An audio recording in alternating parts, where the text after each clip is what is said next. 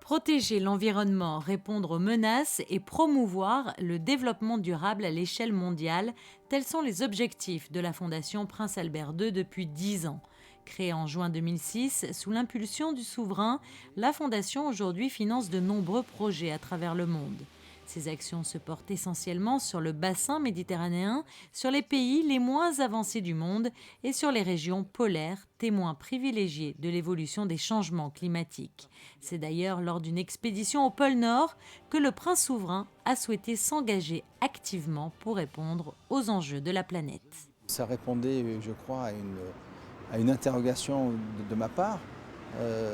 Ça tentait de répondre à une interrogation qui était qu'est-ce que je peux faire de plus pour aider ce qui était déjà à l'époque un problème préoccupant dont je connaissais mal l'urgence. Je connaissais bien sûr la plupart des sujets, la plupart des tenants et des aboutissants. Et je m'étais posé cette question-là depuis quelque temps. Et bien sûr, alors ça n'est pas à cause de l'expédition au pôle Nord, c'est elle qui a agi un petit peu en accélérateur. Parce que j'avais déjà l'idée de créer cette fondation, mais cette expérience dans l'Arctique et notamment au pôle Nord a été pour moi un accélérateur d'intention et de décision, parce que ce qui se passait déjà il y a 10 ans, vous imaginez maintenant, mais ce qui se passait déjà il y a 10 ans au pôle Nord et dans la région arctique était alarmant. Et j'ai pu le constater avec les personnes qui étaient avec moi au cours de cette expédition.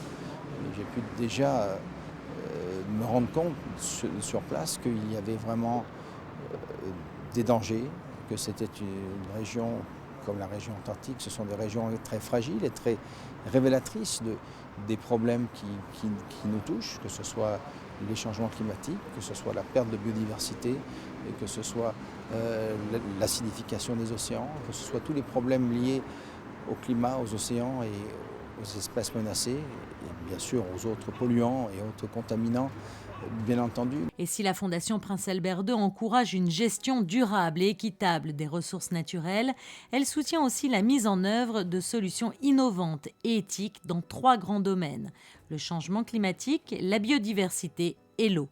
Accélérateur de projets et de solutions pour l'environnement, les initiatives, la recherche et l'innovation technologique sont amplement soutenues, comme par exemple le projet d'aviation solaire Solar Impulse, entrepris à l'initiative du Suisse Bertrand Piccard.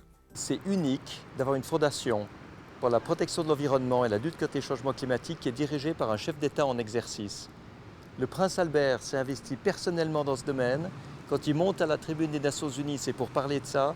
Quand il rencontre d'autres chefs d'État, c'est pour parler de la lutte contre les changements climatiques. Et c'est absolument admirable de voir quelqu'un qui s'engage à ce point-là avec les moyens qu'il a pour le faire. C'est ça qui fait toute la différence. Vous savez, c'est une fondation qui soutient des projets dans le monde entier.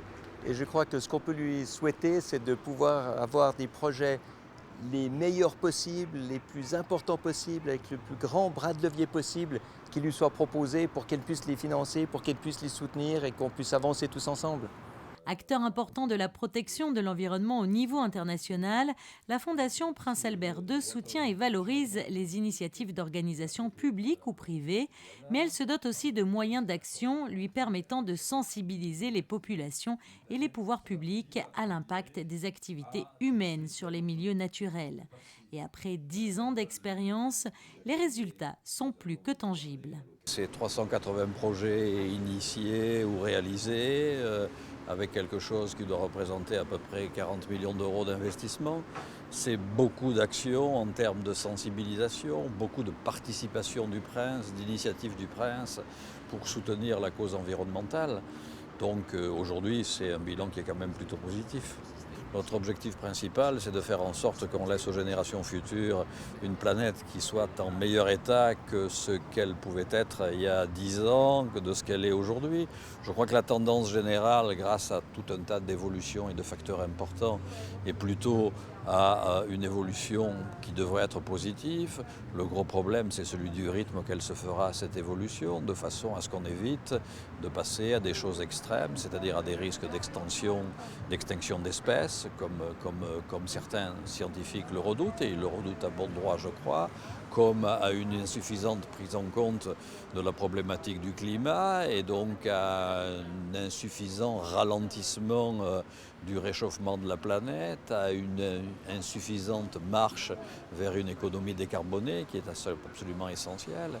Et puis, dernier problème, et qui est la dernière thématique que l'on essaie d'aborder, c'est faire en sorte que les milliards d'êtres humains qui sont encore dépourvus d'un libre et convenable et satisfaisant accès à l'eau puissent le faire dans de meilleures conditions, dans le cadre d'un développement qui soit réellement durable et efficace.